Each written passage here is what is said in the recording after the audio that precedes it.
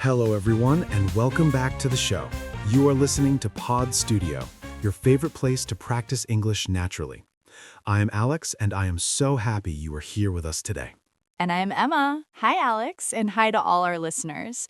It is a beautiful day to sit down, grab a cup of coffee, and just listen to some English, isn't it? It really is.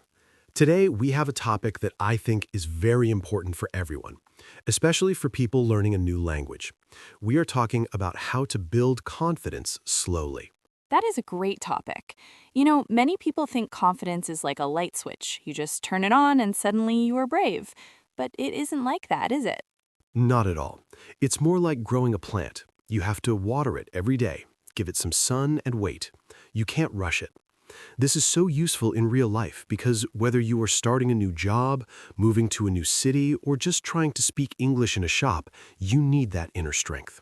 Exactly. So, listeners, we want you to just relax. Don't worry if you don't understand every single word. Just try to follow our story. We are going to take it slow. Before we start, if you want more English podcasts like this, hit the subscribe button right now and join our English learning family.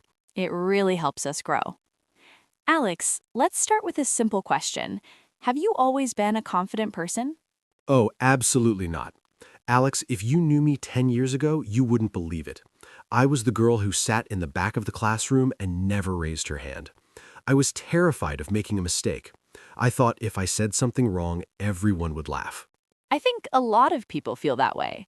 That fear of making a mistake is a huge wall. It stops us from moving forward. In other words, it keeps us stuck in our comfort zone. Comfort zone. I like that phrase. It's that place where you feel safe, right? Like your sofa at home. Nothing bad happens there. But nothing new happens either. Precisely. To build confidence, you have to step outside that zone, but only a little bit at a time. We call these small wins. Small wins. Tell me more about that. Well, instead of saying, I want to give a speech in front of 100 people, you start by saying, today I will say hello to my neighbor in English. That is a small win. It's a tiny victory. I see. So it's about setting goals that are not too scary. Last week, I had a small win. I went to a new cafe. Usually, I just point at the menu because I'm nervous, but this time, I forced myself to ask, what do you recommend? It felt like a big deal to me. And that's exactly how it works. You asked a question, the world didn't end, and you got a delicious coffee. That builds a tiny bit of self-belief. That's another way to say confidence, believing in your own ability to handle a situation. Self-belief. I'm going to remember that one. But Alex, what happens when things go wrong? Because sometimes you try to be confident and you make a total mess of it. Oh, I have a story for that. A few years ago, I started learning to play the guitar. I practiced alone in my room for months. I felt okay. Then my friend asked me to play a song at his birthday party, just one song. Oh no, I can guess what happened.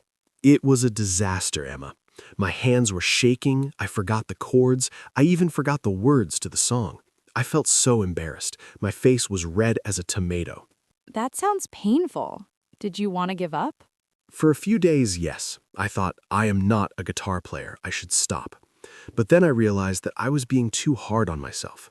Being hard on yourself means being your own toughest critic. It means saying mean things to yourself that you would never say to a friend. We all do that, don't we? We say, I'm so stupid, or I'll never learn. We are much nicer to our friends than we are to ourselves. Exactly.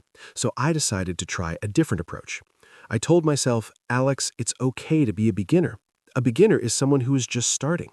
Beginners are allowed to make mistakes. In fact, mistakes are just lessons in disguise. Lessons in disguise. That's a lovely way to put it. It means that even though a mistake looks bad on the outside, there is something useful inside. Like maybe your guitar mistake taught you that you need to practice playing in front of just one person first. Spot on.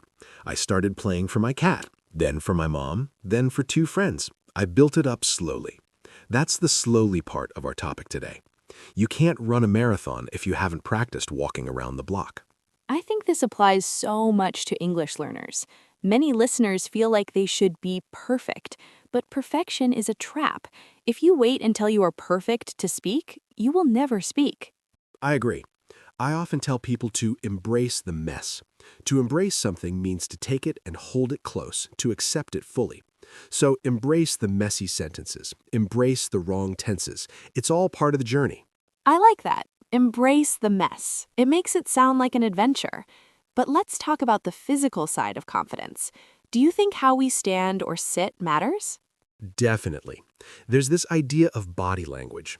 Even if you don't feel confident inside, you can sometimes fake it till you make it. Fake it till you make it. I've heard that before. It means to act like you are confident until you actually start to feel that way, right? Yes. For example, if you're walking into a room, don't look at the floor. Look straight ahead. Keep your shoulders back.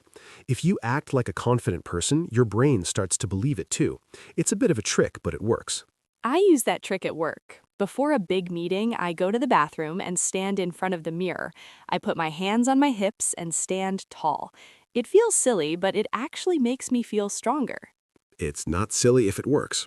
And another thing is the way we talk, not just the words, but the speed. When people are nervous, they usually talk very fast. They want to finish quickly so they can stop being the center of attention. Guilty. I do that all the time. I start talking like a race car. Most of us do. But a simple trick to build confidence is to just slow down. Taking a breath between sentences gives you time to think. It also shows the other person that you are not in a rush. It shows you are comfortable in your own skin. Comfortable in your own skin. That's a beautiful expression. It means feeling relaxed and happy with who you are without trying to be someone else. Precisely. And that takes time. You can't buy that feeling. You have to earn it by being kind to yourself every day. You know, Alex, I find that comparison is the biggest enemy of confidence. I look at people on social media or people who speak 5 languages fluently, and I feel small. I think I will never be that good. Comparison is a thief. It steals your joy. You are comparing your inside to someone else's outside. You see their highlights, but you don't see their struggles. You don't see the hours they spent crying or failing. That's true. We only see the final result. We don't see the behind-the-scenes work. Maybe that person who speaks 5 languages spent years feeling frustrated. I'm sure they did. So instead of comparing yourself to others, compare yourself to who you were yesterday. That is the only fair comparison. If you know one more word today than you did yesterday, you are winning. I love that. One more word is progress, and progress, no matter how small, leads to confidence. Let's talk about social situations for a minute. Many people feel shy when meeting new people. They think, what if I have nothing to say? Or what if they think I'm boring? I get that feeling a lot. My stomach gets butterflies. Butterflies in your stomach. That's that nervous, fluttery feeling you get when you're anxious. It's actually quite normal. Even famous actors get butterflies before they go on stage. Really? That makes me feel better. So how do we handle those butterflies? One trick is to focus on the other person. Instead of worrying about how you look or what you are saying, become a curious listener. Ask people questions about themselves. Oh, that's smart, because people love talking about themselves. Exactly. If you ask someone, how was your weekend? Or what do you like about your job? They will do most of the talking. You just have to listen and say, oh, that's interesting, or tell me more. It takes the pressure off you. Takes the pressure off. It makes the situation less stressful. I can do that. I can be a good listener. And while they are talking, I can calm down and find my confidence. Right. And you might realize that the other person is also a bit nervous. Most people are worried about making a good impression too. We're all in the same boat. In the same boat? We are all in the same situation. I think that's a very comforting thought. I'm not the only one feeling a bit shy or unsure. Not at all. Even I, talking to you right now on Pod Studio, sometimes wonder if I'm saying the right things, but I've learned to go with the flow. To go with the flow means to be flexible and not worry too much about the plan, right? To just let things happen naturally. Yes. If I make a mistake, I just laugh and keep going. If I forget a word, I describe it. For example, if I forgot the word umbrella, I would say, the thing you hold to stay dry in the rain. And everyone would understand you. That's actually a great skill. It's called circumlocution, but that's a big academic word. Let's just call it talking around the word. Let's stick to talking around the word. It's much friendlier. The point is, communication is about sharing ideas, not about being a perfect dictionary. So, to build confidence slowly, we need small wins, being kind to ourselves, slowing down our speech, and focusing on others. Is there anything else? I think preparation is also a big one. If you know you have to do something scary, prepare a little bit. If you're going to the doctor, write down the words you might need. If you're going to a party, think of 2 questions you can ask. Preparation gives you a safety net, like the net under a circus performer. If you fall, the net catches you. I love that image. It doesn't mean you won't fall, but it means falling won't be so scary. You know, Alex, I've noticed that confidence also comes from competence. Those words sound similar, don't they? They do. Competence means being good at something. The more you do something, the better you get. And the better you get, the more confident you feel. It's a circle. A virtuous circle. It's a positive cycle where one good thing leads to another. You practice English, you get better, competence. You feel more confident, so you practice more, and you get even better. Exactly. But you have to start the circle. You have to take that first, tiny, uncomfortable step. What if someone feels like they have zero confidence right now, like they're starting from nothing? Then I would say, start with your posture. Stand up straight right now, wherever you are. Take a deep breath. Tell yourself, I am doing my best. That is step 1. That's a good start. And maybe step 2 is listening to a podcast like this? Honestly, yes. Just by listening to us, you're practicing. You're proving to yourself that you can follow a conversation in English. That is a success. You should pat yourself on the back. Pat yourself on the back to give yourself credit for doing something well. We don't do that enough. We focus on what we did wrong, but we forget to celebrate what we did right. True. Every time you finish an English lesson or understand a joke in a movie or write a correct email, pat yourself on the back. These are the bricks you use to build your house of confidence. I like that. One brick at a time. It takes a long time to build a house, but once it's built, it's strong. It can withstand a storm. That's a perfect metaphor. A metaphor is when we use one thing to describe another. So confidence is a house. Mistakes are just rain on the roof. They might be loud, but they don't break the house. I'm feeling more confident just talking about this. It's all about changing your mindset. Your mindset is the way you think about things. Yes, changing from a fixed mindset where you think, I'm just not a confident person, to a growth mindset where you think, I'm learning to be more confident every day. I'm learning. Those are powerful words. They give you permission to be imperfect. They really do.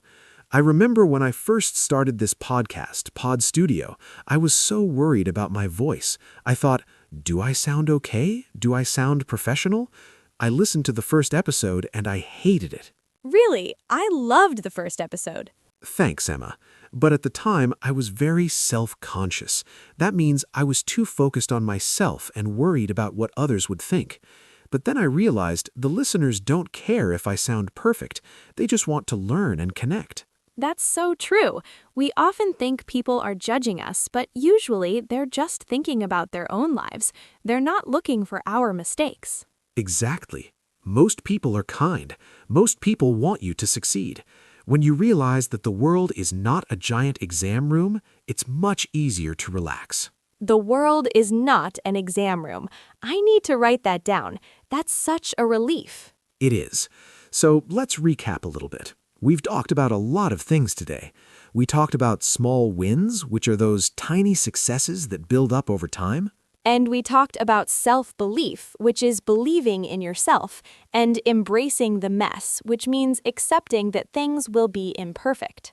We also mentioned faking it till you make it with body language and taking the pressure off by focusing on others and being a good listener. And my favorite, patting yourself on the back. Don't forget to celebrate your progress. Never forget that. Building confidence is a journey, not a destination. You never really arrive at 100% confidence.